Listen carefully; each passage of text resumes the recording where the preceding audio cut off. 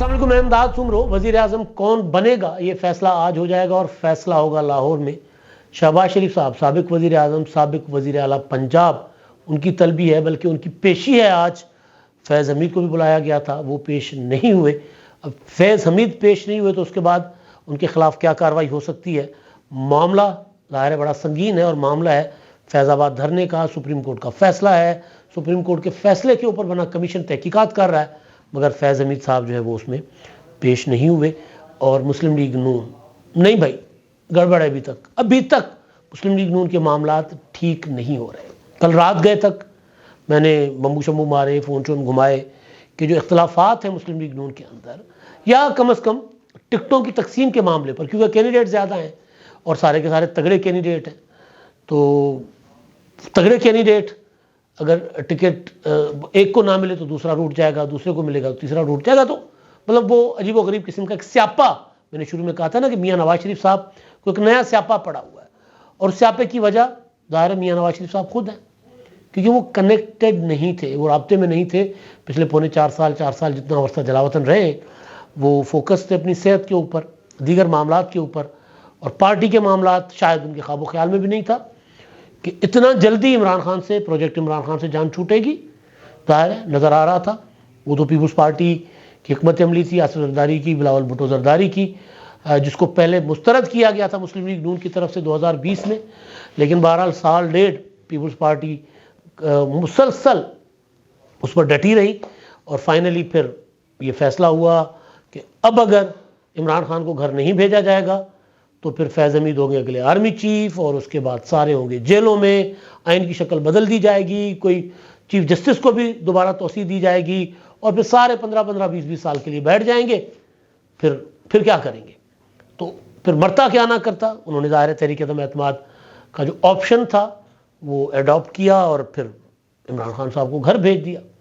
تو اس کے بعد پھر نواز شریف صاحب اپنی حکومت میں بھی پاکستان واپس نہیں آئے تھے۔ اس وقت بھی ان کو اندازہ تھا کہ یار ابھی بھی صورتحال پلٹ سکتی ہے، گڑبڑ ہو سکتی ہے، لہٰذا سیاسی ہوتی ہے نا کہ اپنی صف بندیاں، وہ میاں نواز شریف صاحب شاید اس طرح کر نہیں پائے تھے۔ تو اب جب انتخابات بالکل قریب آ گئے، جس کو کہتے ہیں گلے پڑ گئے، تو پھر ٹکٹوں کی تقسیم کا معاملہ نہیں سنبھالا جا رہا۔ یہ ایک طرح سے مسلم لیگ نون کی مقبولیت کا بھی ایک اپنا کیا کہتے ہیں نشانی ہے، مقبولیت کی بھی، اور پھر یہ کہ پارٹی کے اندر فیصلہ سازی کا مسئلہ بھی ہے۔ اب باقی چھوڑ دیتے ہیں، لاہور کو ہم دیکھ لیں، اور فیصل آباد کے 2 حلقے ہیں۔ اب لاہور میں مسلم لیگ نون کے انتہائی تگڑے امیدوار ہیں، اور وہ جدار قسم کے آدمی ہیں، شیخ رویل اصغر صاحب، روایتی آدمی ہیں، پنجابی بولتے ہیں، پنجابی کپڑے پہنتے ہیں، کھسا پہن کر، تہمت پہن کر، جس کو دھوتی بھی کہتے ہیں، وہ لاچا پہن کر وہ پارلیمنٹ میں بیٹھے ہوتے ہیں، اور مطلب پائی بندہ جس کو کہا جاتا ہے نا، وہ ہے صحیح والا، دھڑے کے ساتھ، جس کے ساتھ ہیں وہ ہیں، جس کے ساتھ نہیں ہے نہیں ہے، سیدھی بات ہے، مطلب ان کے اندر کوئی گرے ایریا نہیں ہے، ادھر ادھر نہیں ہے۔ تو شیخ رویل حلقہ بندیاں چینج ہونے کی وجہ سے پھر مسلم لیگ نون کے اپنے خاندان کے اندر سے کینڈیڈیٹس کا اضافہ، مریم نواز صاحبہ الیکشن لڑ رہی ہیں، تو ظاہر وہ ایک اضافہ ہو گیا، تو کسی ایک کو تو قربانی دینی ہے، لاہور کی سیٹیں تو بڑھی نہیں ہیں، تو کس سے قربانی لی جائے؟ جوڑ توڑ کے معاملے میں، اسٹیبلشمنٹ کے ساتھ رابطے ادھر ادھر، اس میں پھر ایاز صادق صاحب کام آتے ہیں۔ تو یہاں پر مسلم لیگ نون پریشان ہے کہ لاہور میں ایاز صادق کو ٹکٹ دیا جائے، یا پھر جو ہے وہ ٹکٹ دیا جائے شیخ رویل اصغر کو۔ شیخ رویل اصغر صاحب کا حلقہ ظاہر ہے وہ کمپرومائز ہو رہا ہے، تو اب ایاز صادق صاحب تو کہہ رہے ہیں کہ جی میں نے تو اپنے جو لوگوں سے مشاورت کر لی ہے، وہ کہہ رہے ہیں جی آپ الیکشن لڑیں۔ شیخ رویل اصغر صاحب فیصلے کا انتظار کر رہے ہیں، میری شیخ رویل اصغر صاحب کے سورسز سے بات ہوئی ہے، تو وہ N121 ان کا حلقہ ہے، وہ فیصلے کا انتظار کر رہے ہیں کہ پارٹی پہلے فیصلہ کرے، اس کے بعد وہ پھر دیکھیں گے کہ انہوں نے کیا کرنا ہے۔ یعنی یہ نہیں ہے کہ شیخ رویل اصغر صاحب پارٹی کا فیصلہ ہوگا تو کہیں گے ٹھیک ہے جی میاں صاحب اوکے ہو گیا جی میں مان گیا جی، یہ نہیں ہے۔ شیخ رویل اصغر صاحب جو ہیں اگر پارٹی کو ایسا فیصلہ کرتی ہے تو پھر میرے سورسز یہ کہہ رہے ہیں، جو شیخ رویل اصغر صاحب کے قریبی سورسز ہیں، وہ یہ بتا رہے ہیں کہ جی شیخ رویل اصغر صاحب، کیونکہ عوام میں رہتے ہیں، لوگوں میں اٹھتے بیٹھتے ہیں، ان کی جو فیکٹری ہے جی ٹی روڈ پر، وہاں پر وہ ہر سال روزانہ ان کی جو اپنا ماہ رمضان میں روزانہ افطاری چل رہی ہوتی ہے، وہاں بیٹھ کر لوگوں میں بیٹھ کر وہ کہہ رہے ہیں میں فیصلہ کروں گا. لوگوں نے کہا پارٹی کے فیصلے کے ساتھ چلنا ہے شیخ صاحب تو بسم اللہ. اگر لوگوں نے کہا کہ نہیں شیخ صاحب اپنا راستہ کوئی اور لے لیتے ہیں تو بسم اللہ آزاد لڑتے ہیں کسی اور پر. مطلب آپشنز کئی انہوں نے کھلے چھوڑے ہوئے ہیں.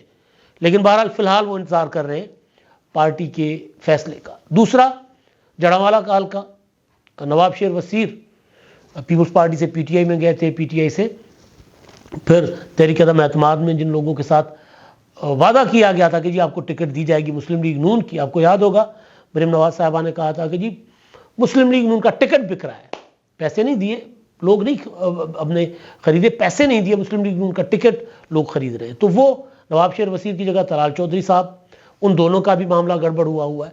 اچھا یہ میں صرف دو نمونے آپ کو بتا رہا ہوں.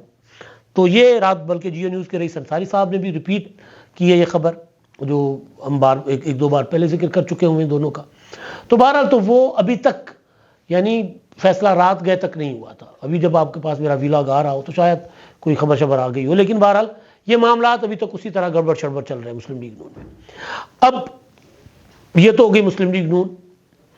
اب دوسری طرف دوسری بڑی پارٹی جو ہے میدان میں، کیونکہ تحریک انصاف تو اس طرح میدان میں ہے نہیں تو اس کو ہم کسی کھاتے میں لا نہیں رہے بطور پارٹی، پاپولر ووٹ بینک تو ضرور ہے ان کا، وہ ہے پیپلز پارٹی.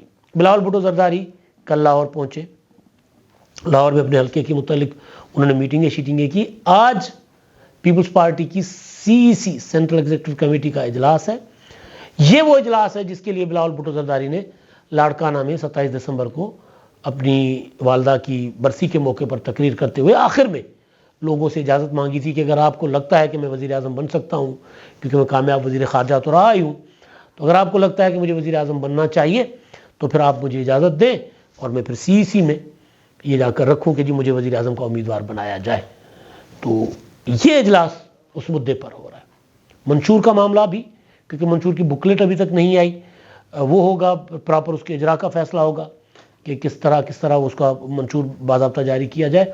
اور دوسرا بلاول بھٹو زرداری کی نہ صرف وزارت عظمیٰ کی منظوری دی جائے گی امیدوار کی بطور امیدوار، بلکہ پھر لاہور میں جو بلاول بھٹو کا الیکشن ہے اس کے متعلق بھی حکمت عملی بنائی جائے گی. پھر باقی جو صوبہ بھر پنجاب، سندھ، KPK اور بلوچستان کے امیدوار ہیں جو پارلیمانی بورڈز کی سفارش ہوں گی، وہ سفارشیں بھی رکھی جائیں گی، تو وہ ہو جائے گا معاملہ.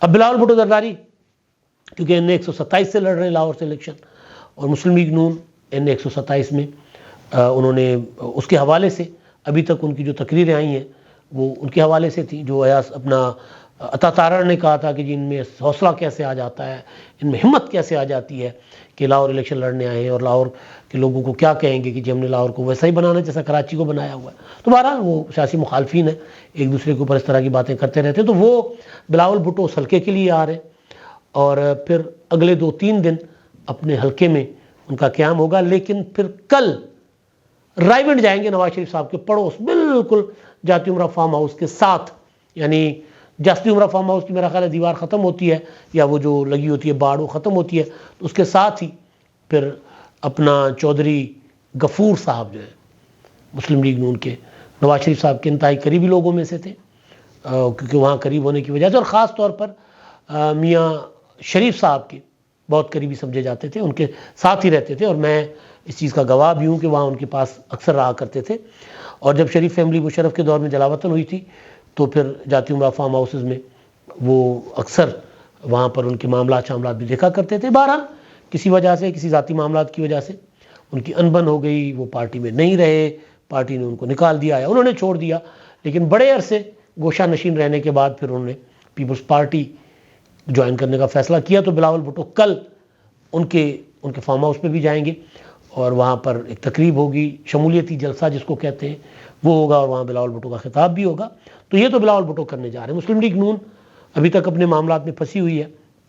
اچھا اب دوسرا جو معاملہ ہے وہ ہے شہباز شریف صاحب کا. فیض آباد دھرنا مسلم لیگ نون کی حکومت کے خلاف دیا گیا تھا. سپریم کورٹ کا فیصلہ ہے کہ اس میں انٹیلیجنس اداروں کا کردار تھا. نام لے کر فیصلے میں کہا گیا کہ جی فلاں فلاں شخص جو ہے ان کی ملوث ہونے کے جو شواہد ہیں اور ان کے خلاف کہا گیا کہ ان کے ادارے کارروائیاں کریں. کوئی کارروائی نہیں ہوئی.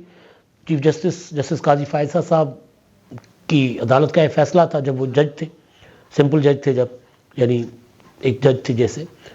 تو اس کے بعد پھر جب وہ چیف جسٹس بنے تو انہوں نے معاملہ دوبارہ اٹھایا کہ کیا بنا جی اس فیض آباد دھرنے کا, تو حکومت نے آئیں بائیں شائیں کیا. انہوں نے کہا نہیں, آئیں بائیں شائیں نہیں, کمیشن بناؤ اور کمیشن بنا کر عمل درآمد کے لیے رپورٹ دو کہ عمل درآمد اور تحقیقات کرے, کمیشن تعین کرے. باقی تو اس میں یوسف اپنا شاہد خاقان عباسی بطور وزیر اعظم, جب اس وقت وزیر اعظم تھے, ان کو بلایا گیا. وزیر داخلہ اس وقت جو تھے احسن اقبال صاحب, ان کو بلایا گیا. وزیر اعظم کے پرنسپل سیکریٹری اعظم خان صاحب کو بلایا گیا. سب کو بلایا گیا, سب گئے. فیض حمید صاحب کو جو اعزاز سید صاحب نے رپورٹ کیا تھا کہ پچھلے ہفتے ان کو بلایا گیا تھا, وہ نہیں گئے. پھر کل ان کو بلایا گیا تھا, پھر کل بھی نہیں گئے. اب سابق وزیر اعظم شہباز شریف کو بطور سابق نگران وزیر اعلیٰ, کیونکہ اس وقت وزیر اعلیٰ تھے, ان کو آج دھرنا کمیشن نے طلب کیا ہے. وہ جائیں گے اور ظاہر ہے ان سے سوال جواب ہوں گے. اب دیکھتے ہیں وہ سوال کتنے امپورٹنٹ ہیں, جواب کیا آتے ہیں. جواب سب سے زیادہ اہم ہوں گے کیونکہ احسن اقبال تو کہہ چکے تھے کہ جی مجھے تو ان کی مداخلت فیض حمید کی اس طرح نظر نہیں آئی, یا انہوں نے زبردستی کہہ کر اپنے آپ کو کمیٹی میں شامل نہیں کروایا تھا مذاکرات کی, وغیرہ وغیرہ. اب یہاں جو بنیادی سوال ہے نا وہ یہ ہے کہ ایک سپریم کورٹ کے آرڈر پر کمیشن بنا ہے.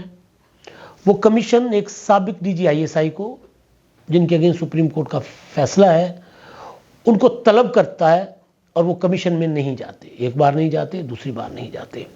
اب ممکن ہے وہ سوال نامہ بھیج دیں, اپنا سوال نامے کا جو بھیجا گیا ہے اس میں تحریری جواب بھیج دیں, خود پیش نہ ہو, کیونکہ پہلی بار نہیں ہو رہا.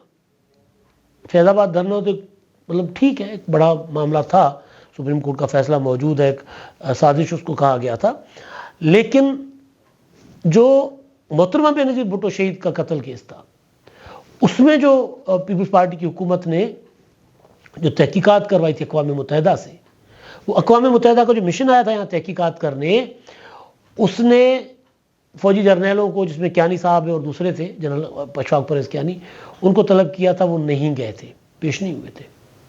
اور انہوں نے کمیشن نے اپنی رپورٹ میں لکھا کہ بھئی یہ صاحب تو تعاون ہی نہیں کرنے کو تیار تھے, پیش ہی نہیں ہوئے تھے.